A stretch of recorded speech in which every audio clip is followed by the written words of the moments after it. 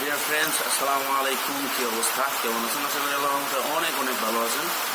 তো আজকে প্রায় অনেকটা সকালে আসলাম আপনাদের মাঝে, আর এর বেসিক কারণ হচ্ছে বৃষ্টি ভেজা মাটির গন্ধ যখন নাকে আসে, মনটা আমার অন্যরকম আনন্দেতে হাসে।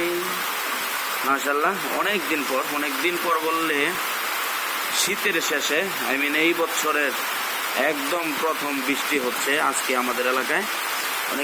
অনেক এলাকায় আরো আগেই বৃষ্টি হয়েছে, বাট আমাদের এলাকায় আজকে প্রথম বৃষ্টি হইতেছে, অর্থাৎ এই শীতের শেষে। তো অনেক দিন পর এই গাছ তৃপ্তি পাচ্ছে, এই মাটি বৃষ্টিতে ভিজছে।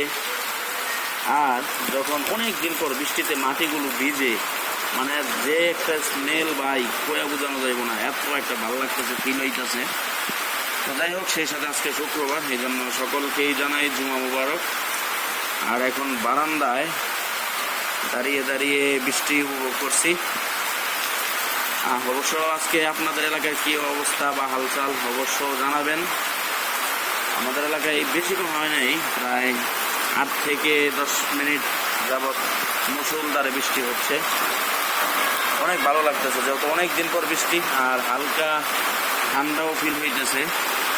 তবে সেই সাথে অগ্রিম আর একটা গল্প জানান দিচ্ছে যে গরমকাল একদম আমাদের খুব কাছাকাছি চলে আসছে।